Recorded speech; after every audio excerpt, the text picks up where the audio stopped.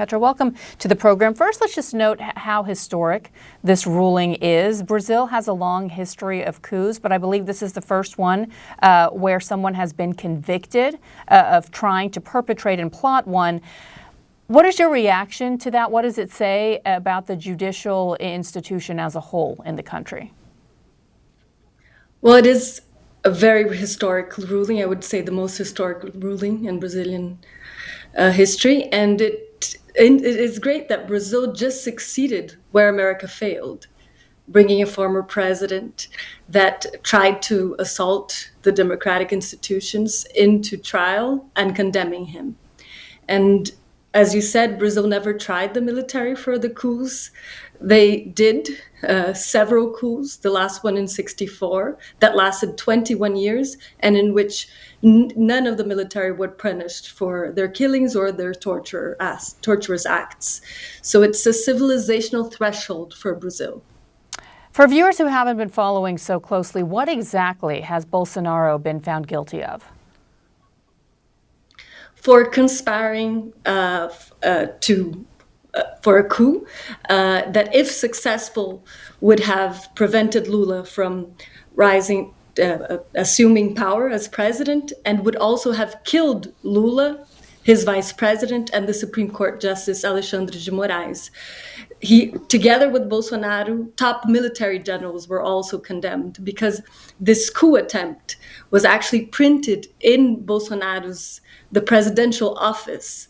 So as well as several other evidences that was found, one that was included in our film that portrays Bolsonaro's rise and fall to power, Apocalypse in the Tropics, which is Bolsonaro's speech during a very important rally in September 7th, 2021, where he defies the Supreme Court, says that he will no longer obey any of their orders, and incites his protesters to call for a military coup.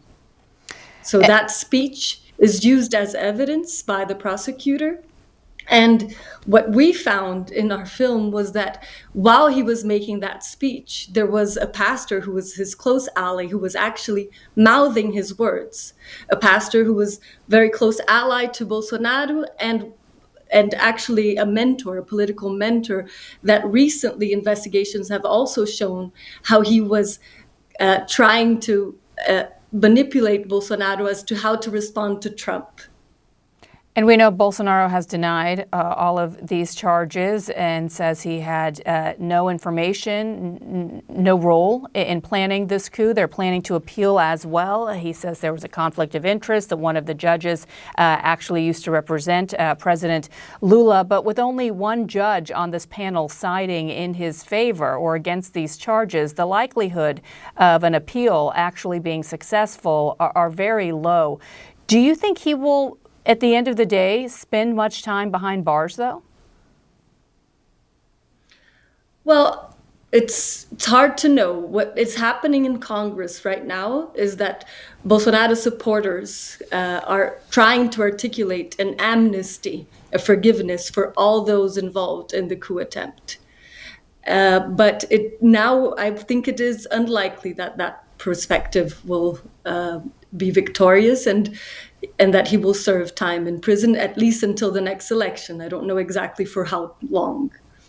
Well, the parallels with Donald Trump are striking, both in the events as they've unfolded and also listening to Trump's strong defense of someone he calls being targeted, calling this a witch hunt, and calling a close friend. And then on top of that, slapping 50% tariffs on Brazil right now in response to this, even though we know Brazil, there's a surplus between the two of them. The president had always been focused on where the U.S. has a trade deficit. There's actually a surplus here. Nonetheless, he's defending that tariff and saying perhaps even more retaliation will come. Here's what he said about the 50% tariff on the White House lawn. Because I'm able to do it. Nobody else would be able to do it. President Bolsonaro is a good man. I've gotten to know a lot of prime ministers and presidents and kings and queens. And I know him, and I'm pretty good at this. President Bolsonaro is not a dishonest man. He loves the people of Brazil. He fought hard for the people of Brazil. he negotiated trade deals against me for the people of Brazil. And he was very tough. And he was tough because he wanted to do a good deal for his country. He was not a dishonest man. And I believe it's a witch hunt, and it shouldn't be happening. We know that Bolsonaro supporters, including family members, had really been advocating for this kind of public response and defense of his father. His son had actually moved to the United States and Texas and really trying to rally and appeal and support as well. How has the reaction been from those in Brazil to the unusual role the president of the United States has taken in defending Bolsonaro here? Well, it is an example of political backfiring because Bolsonaro's son, Eduardo, left his seat in Congress to lobby in the United States in favor of his father before his father was even tried, and was successful. In July, Trump called it a witch hunt and imposed the tariffs, but it backfired because the population started to see it as political interference from a foreign country into what should be of Brazil's sovereignty to decide. If Trump was successful in his interference with the Supreme Court, he would basically be governing Brazil at this moment. Thankfully, the Supreme Court maintained its sovereignty and its independence and decided that for what was best for Brazilian democracy, which is exactly the opposite of what the United States has been able to do for its own democracy. So it's interesting that we see the southern country of the hemisphere giving lessons of political maturity. Yeah, and how is this defiance and really in-your-face reaction from President Lula being interpreted in Brazil right now, taking to the New York Times and writing this op-ed over the weekend, also suggesting that President Trump would have been convicted if he had been charged for doing what he did here, was accused of doing here on January 6th in Brazil. And here's, I'd like to play what he told Christian about this trial just in July. He's not judged personally. He is being judged by the acts. He tried to organize a coup d'etat. He threatened secretly the death. He planned the death of Vice President, myself, and the Chief Justice. He could be on trial just for that. And the Attorney General denounced yesterday he will be convicted, and I believe in that. Christian, I'd like to say something to the American people. If Trump was Brazilian, and if he did what was happening at the Capitol Hill, he'd also be on trial in Brazil, and possibly and he would have violated the Constitution. According to the justices, he could also be arrested if he had done that here in Brazil. President Lula, we should know, has faced charges of his own in the past, but are we seeing his ratings and approval actually go up, given what we've seen transpire here and the vocal support President Trump has had for Bolsonaro? Yes, since this Trump imposed the tariffs on Brazil, Lula's ratings have gone up quite a bit. So it's having a great response on his popularity, the opposite of what the Bolsonaro family initially intended.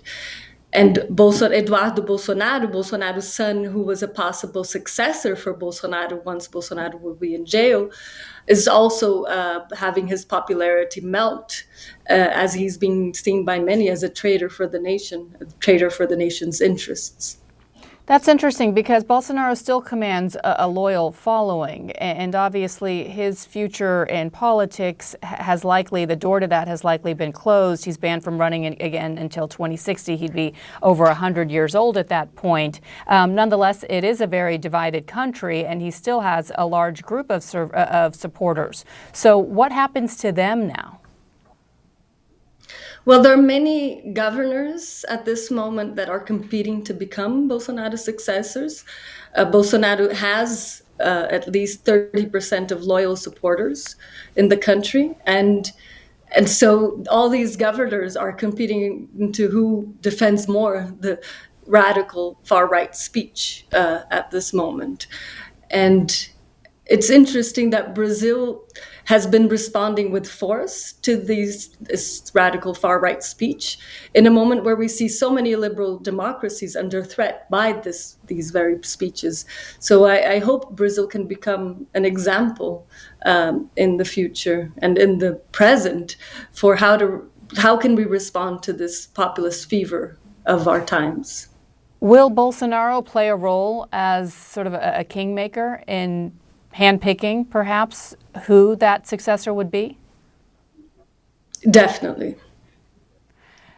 You do see defiance. One of them is his Oh, sorry, wife. go ahead.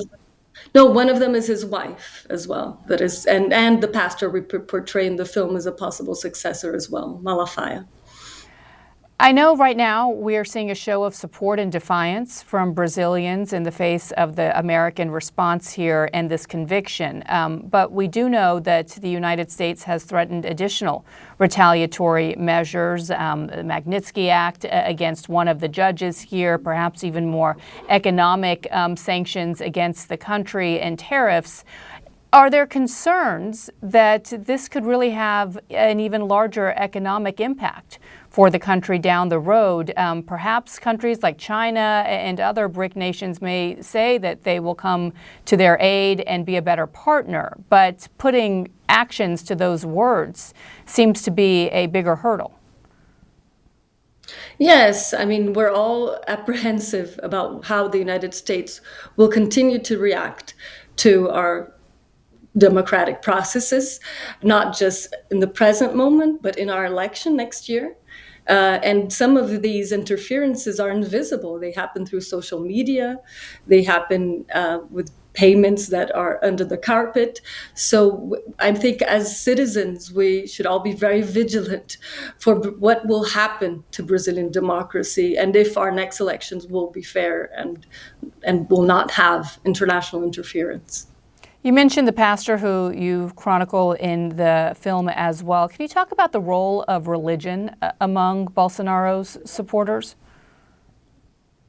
Well, similar to the United States, in the past 15 years, evangelical leaders have become crucial to the political landscape in Brazil. They have imitating and inspired by Billy Graham, by Jerry Falwell. They have tried to use these churches, the churches that they have under their control, as basis for elections, and very tied to what is the Republican Party in the United States and Brazil, the far right. Bolsonaro was the first president elected thanks to the evangelical vote. And in his last election, where he lost, 2022, as we show in our film Apocalypse in the Tropics, 70% of evangelicals voted for Bolsonaro. That was a higher percentage than in any other segment of the population. And these leaders continue very aligned with Bolsonaro and Bolsonarismo, whoever will substitute Bolsonaro. And what worries me is that this is very tied to a dominionist plan that says that fundamentalist evangelicals, should take over all branches of power, the three branches of power. Of course, even the evangelical population is diverse, and many of them are dissatisfied with the excessive use and politicization of their faith. It's all very fascinating, and this coming at a time when it likely is not over. I'm not just talking about the legal process and the appeal. I'm just talking also about how the U.S. is threatening to continue its retaliation in response to this conviction and whether they will actually follow through on that, what that could look like for the country and perhaps, as you said, backfire and increase the support for President Lula. Petra Costa, thank you so much for this deep dive with us. Really appreciate it.